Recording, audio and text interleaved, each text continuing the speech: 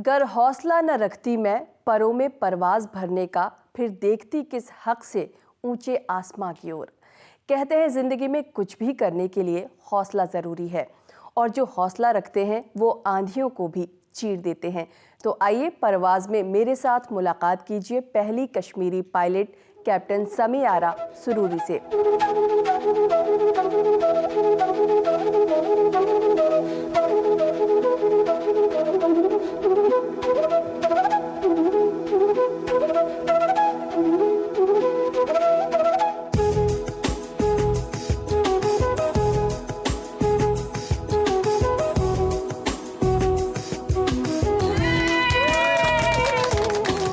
आपका वेलकम है हमारे शो में। थैंक यू तरन्नुम। मेरी तरफ से बहुत बहुत अस्सलाम वालेकुम सबको, सब देखने वालों को नमस्कार, सत श्री अकाल जो लोग भी देख रहे हैं। जी कैप्टन समी, सबसे पहले मुझे ये बताइए, आप बनना चाहती थी डॉक्टर, बन गई आप पायलट, ये कैसे हुआ? ये एक हादसा हो गया मेरी ज़िंदगी में। I mean of course it's ज़्यादा खूबसूरत हादसा हो गया। मैं डॉक्टर बनना चाहती थी तो पायलट बन गई। डॉक्टर तो बहुत सारे लोग बनते हैं, पायलट तो बहुत कम है।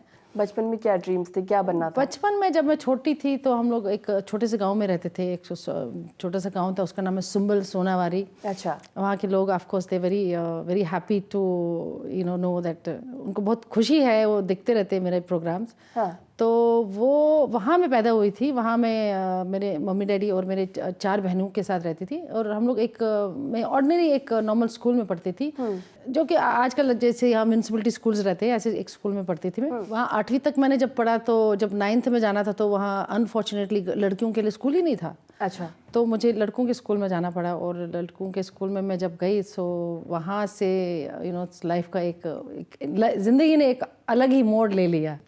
तो वहाँ से थोड़ा मैं शार्प हो गई, ज़्यादा थोड़ा पढ़ाई अच्छा किया, थोड़ा बेहतर किया।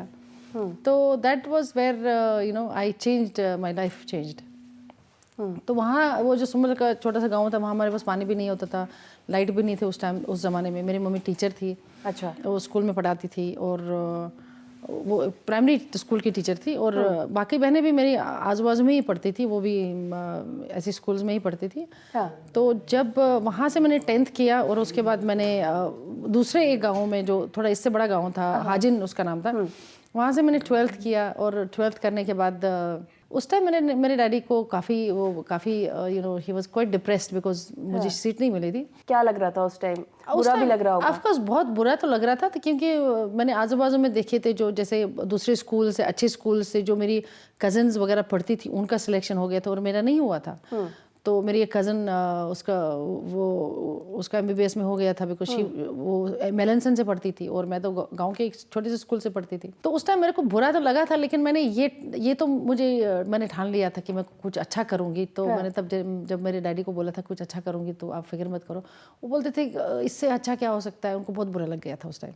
अच्छा। बट एनीवे, तो उसके बाद मैंने BSc कर लिया। BSc तो मैं हमेशा खुश रहती हूँ और दूसरों को भी खुश रखती हूँ, ये मेरी ज़िंदगी का मकसद है। और ये मकसद मेरा ज़िंदगी बचपन से ही था। मैं बचपन से ही ऐसी थी। तो तब मेरा बुरा तो लगा था, लेकिन इतना भी बुरा नहीं लगा था कि मैंने सब कुछ छोड़ दिया और मतलब काम करना बंद कर दिया, सपने बंद कर दिए, ऐसा कुछ नहीं था। लेकिन कहीं ना कहीं ये बात होगी कि इससे कुछ बड़ा करना है, इससे कुछ अच्छा करना है। तो फिर मैंने ये सोचा था कि मैं IAS या IPS करूँगी या UPSC का एग्ज़ाम दे दूँगी। सो मैं यूनिवर्सिटी के लिए अप्लाई करी थी ताकि MSc करूँ, PhD आगे करूँ या कुछ और पढ़ाई करूँ। लेकिन वहाँ भी सीट नहीं मिली, वहाँ भी थोड़ी सी सीट्स होती है और मुझे मिली नहीं सीट। तो मैंने अलीगढ़ यूनिवर्सिटी में लिखा था। अलीगढ़ और कश्मीर का जो हमारा पढ़ाई का सिस्टम रहता है अलग अलग रहता है। कि हम कश्मीर में बहुत ठंडी रहती है, तो हमारा टाइमिंग अलग अलग रहता है। तो मैंने उनको लिखा था, तो उन्होंने बोला था आपको 5 महीने के बाद आना पड़ेगा। तो उस टाइम मैंने ये बोला था कि ये 5 महीने में बैठ के क्या करूँ, थोड़ा कुछ काम कर लेती हूँ, पैसे कमा लेती हूँ। तो मैंने जॉब ढूंढना शुरू कर दिया था। तो मैंने एक पेपर में ऐड देखा था विशाली एंटरप्राइजेस का, जो कि एक कोहली ग्रुप ऑफ ब्रदर्स था उधर, उनका था, वो टिकट्स बनाते थे। अच्छा। तो मैंने वहाँ अप्लाई कर दिया और फट से मेरे को जॉब मिल गया। और मैंने काम करना शुरू किया। मुझे वहाँ 1000 रुपये तनख्वाह मिलता था। तो उसके बाद मैं काफ़ी खुश थी, मतलब ठीक ठाक चल रहा था सब। तो आप खुश थी, लेकिन फैमिली खुश नहीं थी। ऑफ कोर्स फैमिली, उनको मालूम था कुछ और करेगी ये, क्योंकि मैं जाने वाली थी आगे पढ़ाई के लिए। तो उसी टाइम पे फिर मैंने बोला चलो यूपीएससी का एग्जाम दे देती हूँ। तो मैंने एक बुक लेके आई थी, मुझे मालूम है बटमालू से एक बुक स्टोर था वहाँ पर। तो वहाँ से मैंने एक बुक खरीदी थी, वो छोटी सी बुक थी जीके की। तो मैं उसको पढ़ने लगी कि मैं आईएएस का एग्जाम दे दूंगी। तो जैसे खाने वाला काम था। तो वहाँ पर वो बुक पढ़ते पढ़ते एक आदमी आया था वो ऑफिस में, तो उन्होंने मुझे देखा था पढ़ते हुए, तो उन्होंने बोले ये क्या बुक पढ़ रहे हो? मैंने उनको बोला मैं ये छोटी सी मतलब आईएएस करना। बोले बेटे ये तो बहुत छोटी बुक है, आईएएस के लिए बहुत पढ़ना पढ़ता है। आईएएस ऐसे नहीं बनते हैं, बहुत पढ़ाई करना पड़ता है, सालों पढ़ाई करना पड़ता है। मैंने बोला अरे 1 साल पढ़ाई करना पड़ेगा? तो तब तक आपको मालूम नहीं था कि पढ़ाई कितनी करनी पड़ती है? तब तक मेरे पास कोई गाइडेंस ही नहीं था, कुछ भी पता नहीं था। तो उन्होंने फिर मुझे बोला ऐसा करो बेटा। उन्होंने मुझे वहाँ चलते हुए देखा, ऑफिस में मैं खड़ी हो गई, कुछ उनके लिए पता नहीं कुछ टिकट विकेट बना रही थी। तो उन्होंने मुझे देखा, गौर से देखा, बोला बेटा कल के पेपर में ना एक ऐड आया है, वो एयर होस्टेस के लिए ऐड आया है, आप फिट हो उसके लिए, तो आप उसमें अप्लाई कर दो ना, देखो फिर आगे देख लेना क्या करोगे। तो फिर मैंने बोला चलो ठीक है देख लेती हूँ। तो मैंने वो पेपर फट से कहीं से लेके आ गई और देख लिया मैंने उसमें क्या रिक्वायरमेंट्स थी। उसमें एब्सोल्युटली जो मेरी रिक्वायरमेंट्स थी उससे भी कम उन्होंने पूछी थी। उसमें उनको एक लंबी फेयर सी लड़की चाहिए थी, गोरी सी, और जो इंग्लिश बोल सके। तो उस टाइम में मैं अच्छा इंग्लिश बोल लेती थी ठीक ठाक। तो मैंने अप्लाई किया, मुझे कॉल आ गया और मैं फटक से दिल्ली पहुंच गई। उसके बाद आप दिल्ली पहुंच गई? और दिल्ली पहुंच गई, रकाबगंज में मेरा इंटरव्यू हुआ। और उन्होंने मेरे को देखती मतलब जब मैं आई थी अंदर तो देखने में माशाल्लाह मैं काफ़ी अच्छी थी तब। तो उन्होंने बोला ठीक है we are short listing you, तो यू गो, आप वापस जाके अपनी सर्टिफिकेट्स वगैरह लेके आ जाओ, सब पेपर्स वगैरह लेके आ जाओ। तो मैं जब वापस कश्मीर गई, सुंबल गई, अपने डैडी से बात किया, मैंने बोला ऐसा ऐसा है एयर होस्टेस का जॉब मिला। तो उनको तो अच्छा नहीं लगा था बिकॉज बट उस टाइम पे मेरी जो मेरे से बड़ी वाली बहन थी उनकी तबीयत थोड़ी ठीक नहीं रहती थी। अच्छा। वो she supported me a lot. वो मेरे डैडी अभी भी मतलब काफ़ी 2 साल पहले वो गुजर गए। We were very scared of him, बहुत डरते थे हम उनसे ना, मतलब वो किसी चीज़ को बोलेंगे नहीं तो मतलब नहीं। लेकिन वो जो मेरी बहन थी वो मेरे सामने डैडी के सामने खड़े होगी, बोले नहीं उसको जाना है, उसको मिला है कुछ अच्छा, तो उसको जाने दो। तो she supported me at that point of time, she and my mother. समी आपसे और भी बहुत कुछ जानेंगे आपकी ज़िंदगी के बारे में, लेकिन यहाँ पर रुकेंगे एक छोटे से ब्रेक के लिए।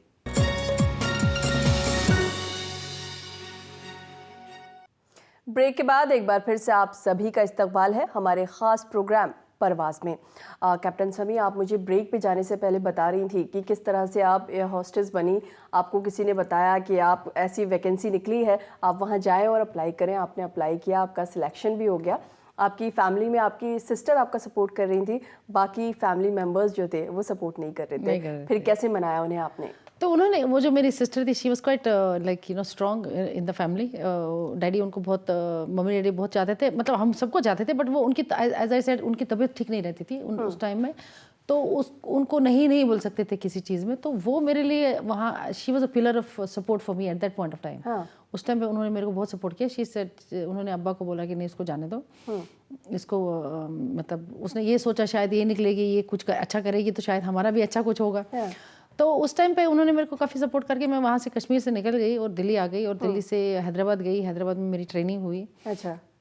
ट्रेनिंग के बाद मुझे जब पोस्टिंग होने वाली थी, जब सब लड़कियों, हम 40 लड़कियां थी, 40 लड़कियों में भी मैं नंबर 2 आई थी, और नंबर 1 एक बॉम्बे की लड़की आई थी क्योंकि उसकी इंग्लिश मेरे से ज़्यादा अच्छी थी। अच्छा। एक क्वेश्चन आया था रिप्लेनिश, सो उसका मतलब मुझे पता नहीं था। सो उस क्वेश्चन की वजह से, I mean it's amazing to think that उस क्वेश्चन की वजह से मैंने फर्स्ट पोजीशन मतलब गवा दिया था, क्योंकि मुझे उसका मतलब नहीं मालूम था।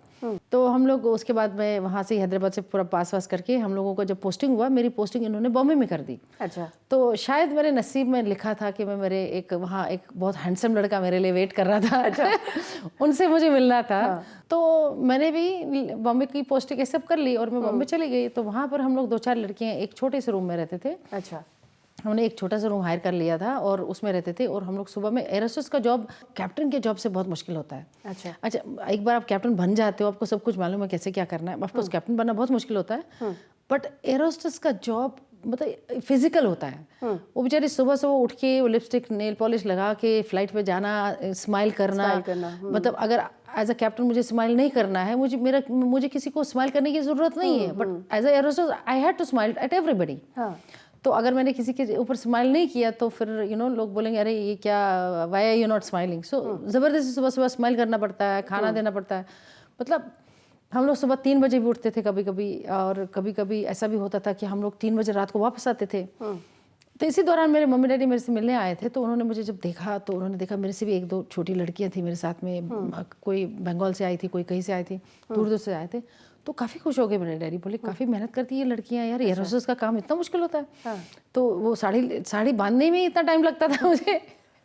सुबह सुबह 3 बजे उठ के वो साड़ी पहनो, तो उसको पिन इधर उधर लगाओ ताकि वो खिसके ना, कुछ दिखे ना, और फिर मेकअप लगाओ। तो ये सब 1 साल चलता रहा। 1 साल के बाद फिर मेरे को सडनली लगा, 1-2-3 साल लगा चला, फिर मेरे को लगा ये तो मैंने नहीं सोचा था कि मैं लाइफ में ये करूँगी, मुझे तो कुछ और करना है, मतलब कुछ और भी करना है। उस टाइम पे फिर I mean of course Indian airlines में ये मैं काम कर रही थी, तो इंडियन एयरलाइंस में ये बहुत सारी लड़कियां थी। अच्छा। काफ़ी लड़कियां थी, यंग लड़कियां थी जो एज अ को-पायलट काम कर रही थी, और कैप्टन थी 2-4 ओल्ड लेडीज़ थी।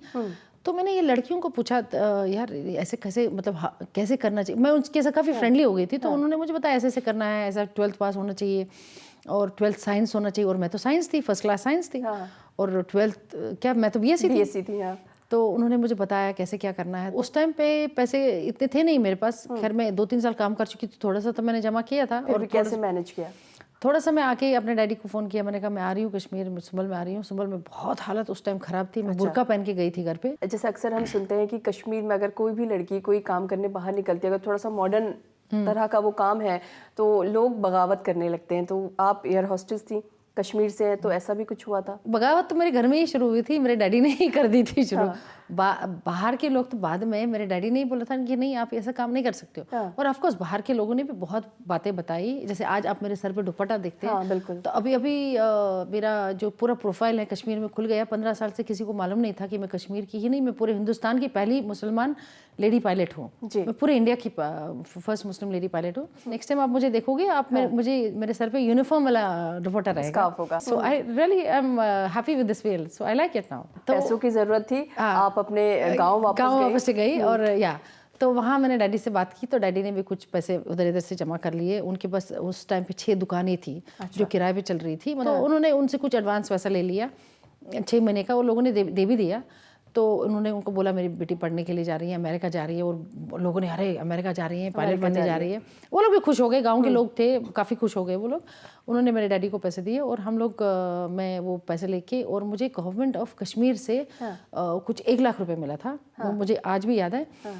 इसलिए मिला था कि मैं नेशनल्स में थी, मैं सिर्फ पढ़ाई में अच्छी नहीं थी, मैं एनसीसी में थी, मैं स्पोर्ट्स में थी, मैं डिबेट्स में होती थी, मैं नेशनल्स स्कीइंग में नेशनल्स जीत चुकी हूँ, और काफ़ी कैंप्स की हूँ मैंने एनसीसी में। तो उसकी वजह से, because I was outstanding student, not in पढ़ाई में उतनी आउटस्टैंडिंग नहीं थी मैं, जो मेरी एक्स्ट्रा करिकुलम एक्टिविटीज़ उसमें बहुत आउटस्टैंडिंग थी।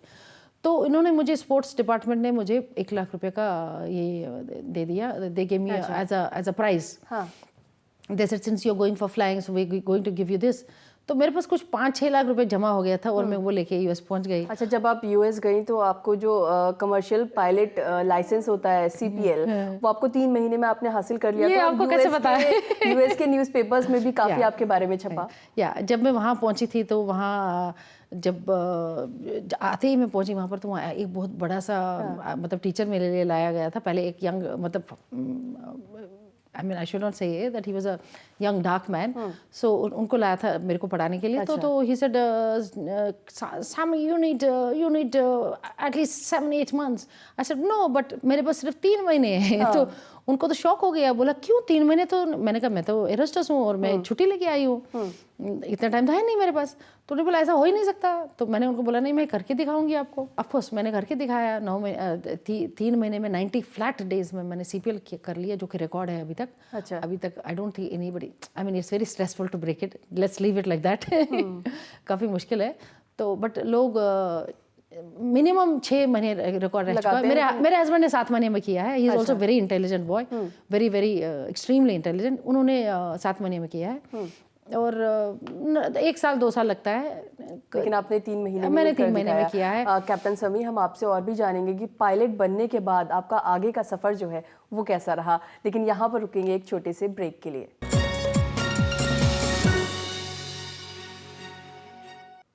ब्रेक के बाद एक बार फिर से आप सभी का इस्तकबाल है। आप देख रहे हैं हमारा खास प्रोग्राम परवाज़, और आज हमारे साथ हैं कैप्टन समी आरा सुरूरी। कैप्टन समी, मुझे बता रही थी आप कि आप पायलट किस तरह से बने। 3 महीने में आपने जो है लाइसेंस हासिल कर लिया, और दूसरी बात ये कि आपको, आप पायलट तो बन गई, आपके पास CPL आ गया, लेकिन आपको ड्राइविंग नहीं आती थी, आपको कार चलाना नहीं आता था। कार चलाने नहीं आती थी मुझे। CPL तो सिर्फ एक मुझे एक लाइसेंस मिला था, जॉब नहीं मिला था। तो जॉब के लिए मैं वापस आके एरोस्पेस का काम शुरू वापस किया था मैंने, और मैंने CPL मतलब कमर्शियल पायलट लाइसेंस के साथ मैंने और 10 साल आगे कैबिन में निकाले। मैं पायलट का लाइसेंस लेके चाय कॉफ़ी सर्व करती थी, और मुझे कभी बुरा नहीं लगा, मुझे कभी भी बुरा नहीं लगा। और उस दौरान में ही ऑफकोर्स US जाने से पहले मैं मेरे हस्बैंड से मिली थी, अली। सो हम लोग मिले थे, उन्होंने काफ़ी मदद की थी मेरी, वीज़ा वगैरह। वो तब पायलट थे? वो तो तब ऑलरेडी को पायलट थे, मतलब ट्रेनी पायलट थे वो इंडियन एयरलाइंस में।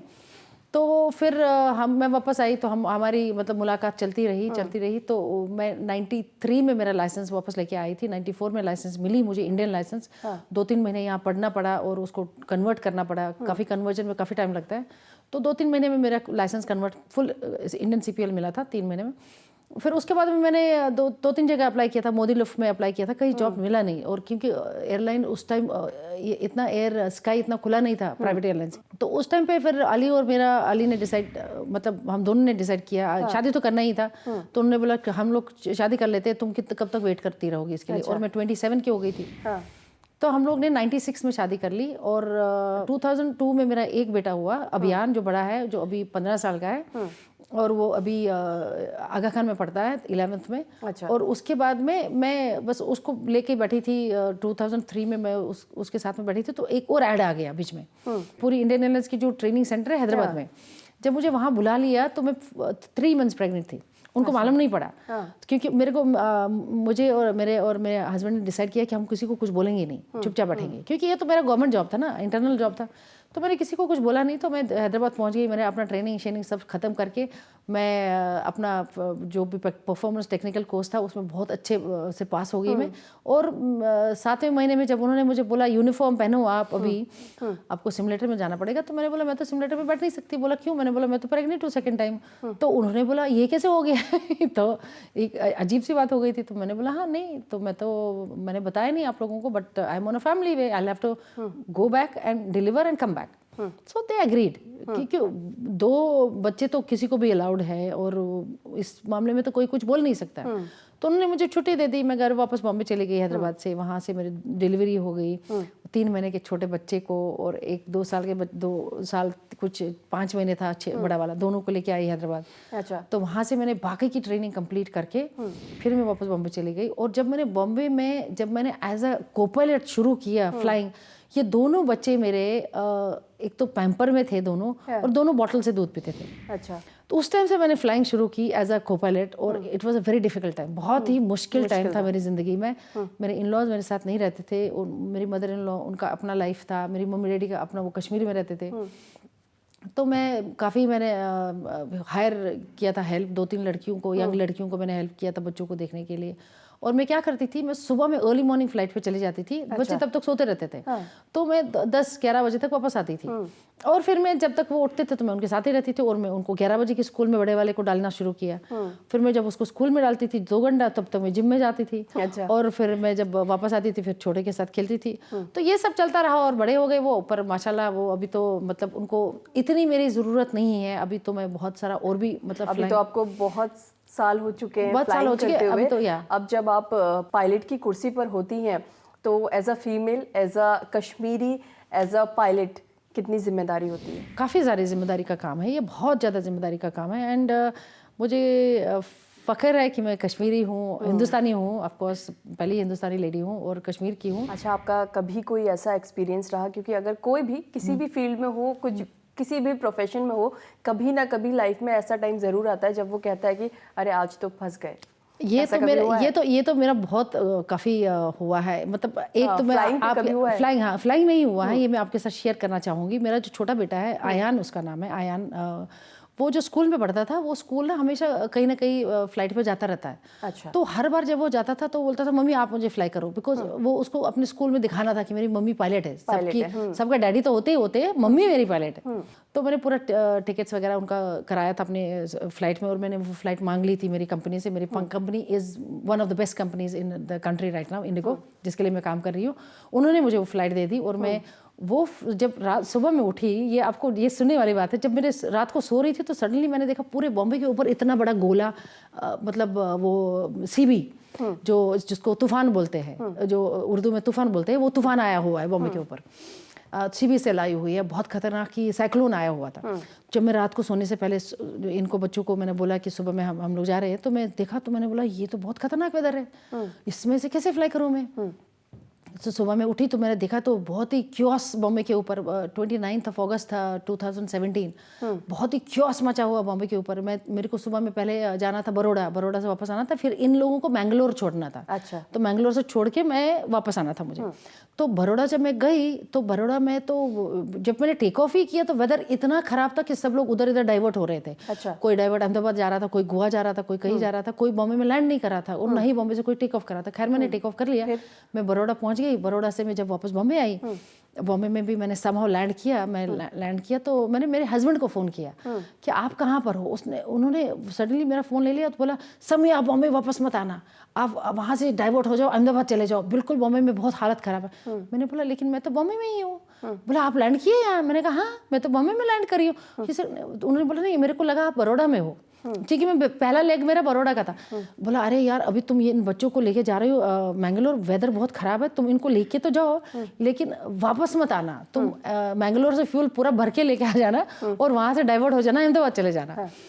तो मैंने बोला ठीक है ऐसे कर लेंगे। तो बच्चे आए बैठे तो हम लोग टेक ऑफ किए। तो टेक ऑफ मतलब उस time that was the worst period of my life because it was pouring heavily, but of course some of the aircraft were taking off. जो लोगों के पास एक्सपीरियंस था मेरा जितना, मेरी काफ़ी एक्सपीरियंस थी उस टाइम पे, तकरीबन 8-9 हज़ार घंटे थे। तो मैं टेक ऑफ किया। टेक ऑफ करने के बाद में सामने कोई जगह ही नहीं थी जाने की, पूरा लाल दिख रहा था।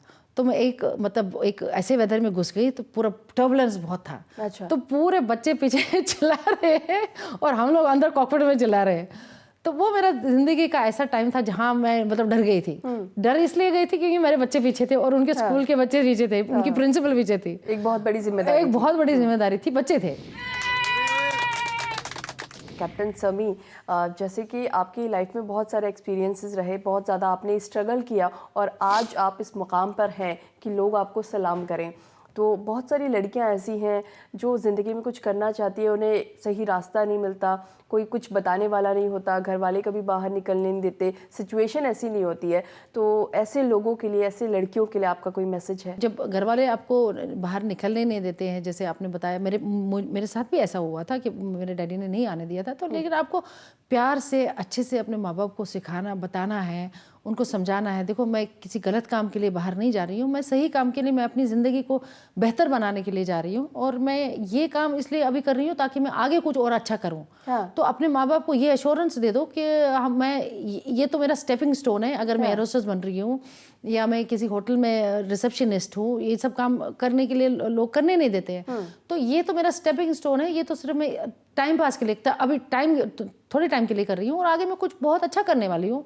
मैं और पढ़ाई करूँगी और ये थोड़ा मैं पैसे कमा लूँगी तो मैं आगे पढ़ाई कर लूँगी। उनको समझा दो, जो आपके घर में कोई भी अच्छे मतलब फैमिली में मेंबर्स हैं, बड़ी बहन है या मम्मी है जिसके आप क्लोज हो, उनको समझा दो। I am sure they will help. और अगर नहीं समझते तो मुझे बताओ, मैं समझा दूंगी। आप समझा मैं समझा देती हूँ। कैप्टन समी, आपसे बातें करके बहुत मज़ा आया, बहुत अच्छा लगा आपसे मिल करके। आप अपने बिजी शेड्यूल में से वक्त निकाल कर हमारे स्टूडियो आई, आपका यहाँ आने के लिए बहुत बहुत शुक्रिया। बहुत बहुत शुक्रिया आपका और आपकी चैनल का, आपने मुझे मौका दिया कुछ बोलने के लिए, बहुत बहुत शुक्रिया। खुदा हाफिज़। तो ये थी कैप्टन समी आरा सुरूरी। आपसे अगले हफ्ते फिर से मुलाकात होगी किसी ऐसी ही दमदार शख्सियत के साथ। फिलहाल हमें दीजिए इजाज़त। आदाब।